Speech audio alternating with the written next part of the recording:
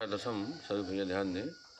प्रश्नावली 4.3 आपको चल रही द्विघात समीकरण में, जिसमें फर्स्ट क्वेश्चन हमने बता दिया था आपको, सेकंड आपको हमने होमवर्क के लिए दिया था, आपने शायद कर भी लिया होगा। ठीक है, नहीं किया तो आप आगे देखिए। जैसे आपका थर्ड नंबर है, फर्स्ट नंबर है, सेकंड नंबर है, फोर्थ नंबर है, ये सब एक ही प्रकार का सवाल है। सभी में पूर्ण वर्ग बना करके ही आपको मूल ज्ञात करने हैं। ठीक है, तो सेकंड नंबर कर लिया होगा, नहीं किया तो फिर से करने का प्रयास करिए। थर्ड नंबर देखिए, थर्ड नंबर में लिखा गया है, कॉपी में लिखा गया है 4x² प्लस 4√3x प्लस 3 बराबर 0। इस प्रश्न को क्या करना है? पूर्ण वर्ग बना करके गुणनखंड ज्ञात करना है। ठीक है, तो आपको याद होगा हमने बताया था कि आप समीकरण को देख लें। तो ये पद कुल 3 है ना, अधिकतम घात 2 है, तो क्या कहेंगे आप? द्विघात समीकरण कहेंगे। अब द्विघात समीकरण जब आप देखेंगे तो हमें लग रहा है इसमें एक पद पूर्ण वर्ग है। बोलो है ना? देखिए ये वाला पद पूर्ण वर्ग है ना। पूर्ण वर्ग एक पद अगर है, मैंने पूर्ण वर्ग एक भी हो सकता, एक पद पूर्ण वर्ग भी हो सकता है, दो पद भी पूर्ण वर्ग हो सकते हैं। तो अभी जो हम नियम बता रहे हैं, जब एक पद पूर्ण वर्ग हो तब आप गुणनखंड कैसे कर लेंगे, तो कुल मिला करके गुणनखंड कैसे कर लेंगे ये हमने फर्स्ट नंबर पर बताया था, सेकंड नंबर आपको दिया था, थर्ड नंबर हम आपको बताने जा रहे हैं। तो आप इसमें खुद देख सकते हैं कि ये 4x² ये खुद पूर्ण वर्ग है ना। 2x का क्या है? ये आपका होल स्क्वायर, तो एक पद इसमें पूर्ण वर्ग है। ठीक, तो आप अगर एक पद पूर्ण वर्ग ना होता, मान लीजिए यहाँ 3 लिखा होता, तब तो ये पूर्ण वर्ग नहीं था, तो क्या करते हम लोग? 3 का भाग दे देते, तो यहाँ पर केवल x² बचता, अर्थात ये पूर्ण वर्ग बन जाता। इसमें पूर्ण वर्ग बनाने की शायद ज़रूरत नहीं है, ये खुद ऑलरेडी अर्थात पहले से ही पूर्ण वर्ग बना हुआ है। तो अब आपसे कहा जाए कि भैया इसके फिर गुणनखंड कर लो, है ना, गुणनखंड करना पड़ेगा आपको। अब यदि आप चाह रहे हो कि गुणनखंड नहीं करेंगे, हम पूर्ण वर्ग बना करके ही करेंगे, जैसे हमने फर्स्ट नंबर बताया वैसे ही इसको लगाएंगे, तो वैसे भी लगा सकते हो। ठीक है, अब रही बात कैसे लगाओगे, देखिए हम क्या करने बताया था हमने आपको कि 4 का पूरे में भाग दे दो। तो जब पूरे में भाग दे दोगे तो क्या हो जाएगा? x² प्लस यहाँ से 4 कट जाएगा, √3x। ठीक है, अब प्लस इसमें क्या आ जाएगा? 3/4, और शून्य में 4 का भाग दोगे तो 0 आ जाएगा।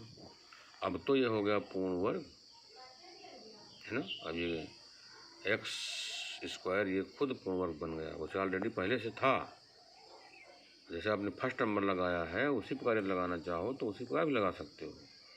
अब तो पूर्ण वर्ग बन गया फर्स्ट। ये देखिए पहला पद पूर्ण वर्ग है, तो जब पहला पद पूर्ण वर्ग होता है तो हम लोग क्या करते थे? याद है आपको? जोड़ना पड़ेगा। अब क्या करना पड़ेगा? घटाना पड़ेगा, और या दोनों काम करने पड़ेंगे, जोड़ना भी पड़ेगा और घटाना भी पड़ेगा। ठीक है, तो क्या करते थे आप? तुलना करते थे ना, ax² plus ax² plus bx plus c बराबर 0 से तुलना करते थे। a का मान 1 है, b का मान यहाँ पर क्या? √3 है, c का मान (3/4) है। तुमको b की ज़रूरत है, तो b का मान क्या? √3। तो क्या करते थे हम लोग? b अर्थात यक्स के गुणांक का आधा, अर्थात b का आधा। ठीक है, तो यक्स का गुणांक आपका b है, किसमें यक्स का गुणांक क्या? √3 है, अर्थात b का मान √3 है। तो b का मान √3 है, तो इसका क्या करना है? b का मान का आधा आधा कर लेंगे, आधा करके वर्ग करेंगे, तो कुल मिला करके 3/4 आएगा। इसका मतलब क्या हो गया कि 3/4 आप इसमें जोड़ दें और घटा दें तो ये पूर्ण वर्ग बन जाएगा। ठीक है, तो अब ये प्रश्न बन गया x² प्लस √3x प्लस 3/4। ये तो सवाल है आपका पहले से ही, इसमें क्या जोड़ना है? 3/4 और 3/4 घटाना भी। अब ये आपका पूर्ण वर्ग बन गया, इसे ऑलरेडी पहले से था पूर्ण वर्ग ये। लेकिन फिर भी नियम के अनुसार जैसे फर्स्ट हमने लगाया है बिल्कुल उसी प्रकार बता दे रहे हैं। अब आप देखेंगे कि एक्स स्क्वायर और यूँ मान लीजिए, चाहे इसको ले लीजिए चाहे इसको ले लीजिए, ठीक है। तो ये क्या है, पूर्ण वर्ग है। अब किसका पूर्ण वर्ग है, देखिए एक्स प्लस √3/2 का होल स्क्वायर करिए तो आपका ये पूरा प्राप्त हो जाएगा। याद है ना, a + b का whole square, a² + b² + 2ab। अगर आपसे कहा जाए कि x प्लस √3/2 का होल स्क्वायर करो तो क्या करोगे आप, x का होल स्क्वायर अर्थात पहले पद का होल स्क्वायर धन दूसरे पद का होल स्क्वायर फिर धन 2 की पहला पद अर्थात x फिर किसका गुणा, दूसरा पद, तो √3/2 है ना, a² + b² + 2ab। अब आप देख रहे हो कि ये वाला 2 इससे कट जाएगा तो क्या आ जाएगा, √3x। इसका वर्ग करोगे 3/4 आ जाएगा, ये आपका x² रहेगा। देख लीजिए, मिला लीजिए, बोलिए x² है, ये x² देखो यहाँ पे √3x है, √3x ये धन 3/4 है, धन 3/4 ये, ठीक। अब रही बात इसकी, अगर आप बात करोगे तो भैया तो कट ही गया ये, तो बराबर कुल मिला क्या आ गया, 0, ठीक है। अब तो x प्लस √3/2 और x प्लस √3/2 बराबर 0, ऐसा आप लिख सकते हैं। इसको हम 2 बार लिख दिया। अब x प्लस √3/2 बराबर 0 और x प्लस √3/2 बराबर 0। तो x बराबर भाई धन √3/2 शून्य की तरफ जाएगा तो 0 माइनस √3/2 अर्थात x बराबर माइनस √3/2। और ऐसे इसमें भी वही चीज़ तो है, तो इसमें भी आएगा x बराबर माइनस √3/2। तो कुल मिलाकर के x का क्या मान आ गया, 2 मान आ गया, माइनस √3/2 कामा माइनस √3/2। इस प्रकार ये थर्ड नंबर जो द्विघात समीकरण था इसको हमने पूर्ण वर्ग बना करके गुणनखंड करके मूल निकाल लिए। अब मूल ही निकालना था, ये तो आपका उद्देश्य था। अब आप देखिए अगला सवाल, चौथा देख लीजिए, देखा 2x² + x + 4 = 0। चलिए आइए चौथा सवाल यहाँ देखिए कैसे लगाएंगे। 2x² + x + 4 बराबर 0, ठीक। अब आपसे कहा जाए कि कितने पद पूर्ण वर्ग हैं, तो भैया इसमें ये वाला पद तो पूर्ण वर्ग है, लेकिन ये अचर है ना, इसको आप नहीं लेंगे। अच्छा, ये जो चर हैं इनमें से अगर कोई पद पूर्ण वर्ग है या तो फिर 2 पद पूर्ण वर्ग होते तब भी काम बन जाता है ना। तो ये गुणनखंड करने के नियम है पूर्ण वर्ग बना करके, या तो 1 पद पूर्ण वर्ग हो या 2 पद पूर्ण वर्ग हो। तो इसमें 1 पद पूर्ण वर्ग है लेकिन अचर है। अगर एक चर होता और एक अचर पद पूर्ण वर्ग होता तो फिर दूसरा नियम लग जाता। अब फर्स्ट नंबर जैसे लगाया वैसे इसको भी कर लीजिए। तो हम क्या करें, 2 का भाग दे दें तो x² प्लस x/2, और जब 2 का भाग इसमें दोगे तो 2 ही तो आएगा बराबर 0। अब आप खुद जानते हो ax² + bx + c बराबर 0। अगर आप तुलना कर लें दोनों में से तो b का मान क्या आया, 1/2। b का मान अर्थात x का गुणांक, तो x में कहे गुणा है 1/2 का ही है, तो इसीलिए b का मान 1/2 है। हमने क्या बताया था, जोड़ना और घटाना पड़ेगा। क्या करेंगे, b का आधा अर्थात x के गुणांक का आधा, x का गुणांक क्या 1/2 और इसका आधा का होल स्क्वायर, तो 1/4 आ जाएगा, 1/4 का होल स्क्वायर अर्थात 1/16, ठीक है। अब यहाँ लिखना पड़ेगा पूर्ण वर्ग बनाने के लिए जोड़ना और घटाना पड़ेगा। क्या करना पड़ेगा, 1/16। तो आपका x² + x/2 + 2 था ये। अब इसमें क्या जोड़ें, 1/16 और 1/16 क्या करें, हटा दें, ठीक है। अब आपको बराबर 0 रहेगा ये।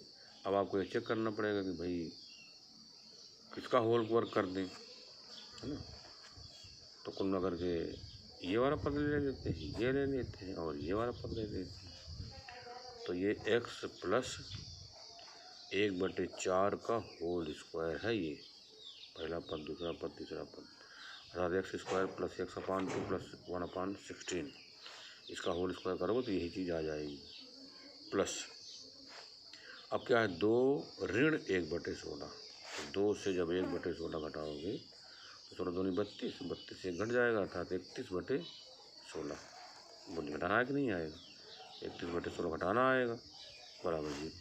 अब x प्लस 1/4 का होल स्क्वायर बराबर ये धन 31/16 घर चला जाएगा तो माइनस 31/16। अब इसमें 0 जोड़ दो, या घटाओ, कोई फर्क नहीं पड़ेगा। अच्छा, अब x प्लस 1/4 बराबर क्या आएगा, अंडर रूट माइनस 31/16। ठीक है, अब आप खुद समझ रहे हो कि ये वर्गमूल के चिन्ह के अंदर है ऋण, ठीक, अर्थात ये वास्तविक संख्या नहीं है, क्या है, ये काल्पनिक है।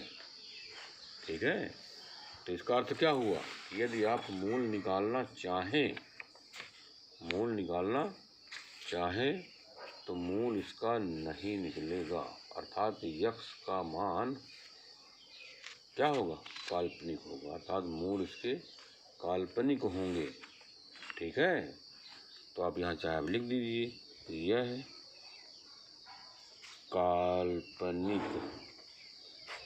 ठीक है, संख्या है। इसका मतलब क्या हो गया कि दिए गए समीकरण के मूलों का कोई अस्तित्व नहीं है। या लिख दीजिए, अतः दिए गए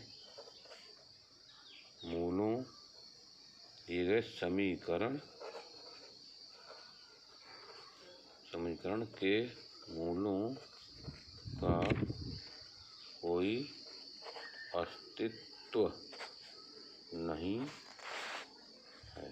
ठीक है, तो कुल मिला करके आपका जो सवाल था, किताब पढ़ के देख लीजिए, फर्स्ट नंबर पर था ये, लिखा नहीं है कि यदि निम्नलिखित द्विघात समीकरणों के मूलों का अस्तित्व है, अगर मूलों का अस्तित्व है, ठीक, तभी हम पूर्ण वर्ग बना करके, ठीक है, क्या कर सकते हैं, द्विघात समीकरण को हल कर सकते हैं। अब चूँकि इस में हमने देखा कि काल्पनिक संख्या प्राप्त हो गई, इसका मतलब समीकरण जब आप हल करेंगे तो जो उत्तर आएगा अर्थात जो मूल आएंगे उनका कोई अस्तित्व नहीं होगा। ठीक, तो इस प्रकार आप देख रहे हो फर्स्ट नंबर पूरा हो गया। अब रही बात क्वेश्चन नंबर 2। ठीक, तो 2 में देखो लिखा है, उपरयुक्त प्रश्न 1 में दिए गए द्विघात समीकरणों के मूल द्विघाती सूत्रों का प्रयोग करके ज्ञात कीजिए। फर्स्ट नंबर में ही 4 पार्ट हैं। अब मूल ज्ञात तो करना है, लेकिन किस विधि से करना है, सूत्र का उपयोग करके। ठीक है, तो याद रखिए, जब आपको द्विघात समीकरण का मूल निकालना हो तो सूत्र की सहायता से भी निकाल सकते हैं। ठीक, तो कैसे निकालेंगे, याद रहे, x बराबर, ऐसे कर देंगे, लाइन खींच देंगे, चलिए -b plus minus √b² -4ac/2a। मतलब प्रत्येक द्विघात समीकरण का, कोई भी द्विघात समीकरण हो, यदि आपको मूल निकालना है तो इस फार्मूले की सहायता से मूल निकाले जा सकते हैं। अब ABC का मान आप निकाल ही लेते हो, तो जैसे दूसरे क्वेश्चन में हमने फर्स्ट पार्ट को लगाना है हमको, तो फर्स्ट पार्ट क्या है, 2x² -7x + 3 = 0। अभी तक आप इस सवाल को हल किए थे, तो इस सवाल को जब हल किए थे, मूल निकाले थे, तो पूर्ण वर्ग बना करके गुणनखंड किया, तब मूल निकाला था। अब हमको मूल किससे निकालना है, सूत्र की सहायता से निकालना है। तो पहले ABC ज्ञात कर लो, ax² + bx + c = 0।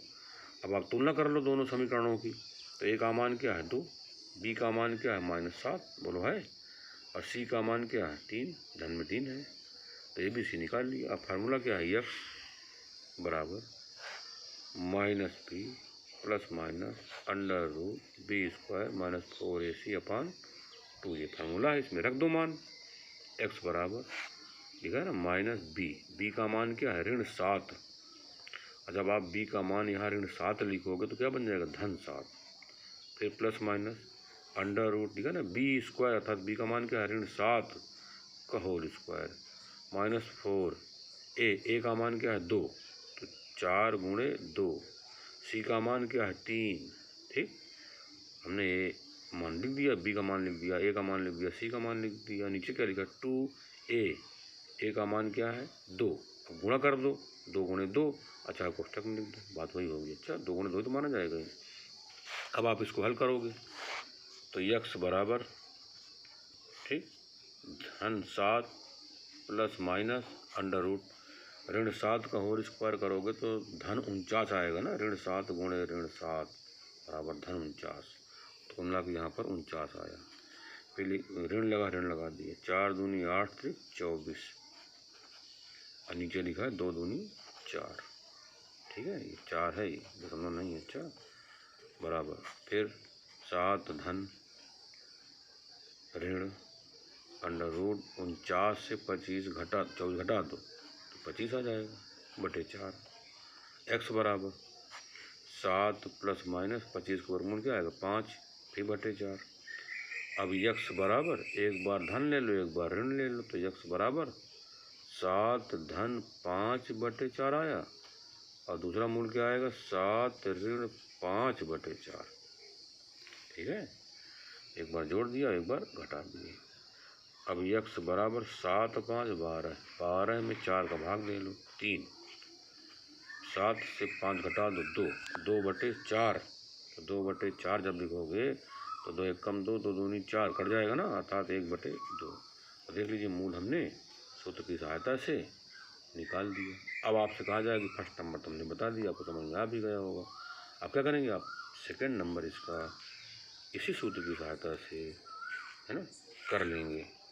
ठीक है, तो क्वेश्चन नंबर 2 में 4 भाग हैं, वही कौन फर्स्ट क्वेश्चन के फर्स्ट सेकंड थर्ड फोर्थ जो पार्ट हैं वही क्वेश्चन नंबर 2 के भी पार्ट हैं, लेकिन इनके जब मूल निकालेंगे आप सूत्र से निकालेंगे।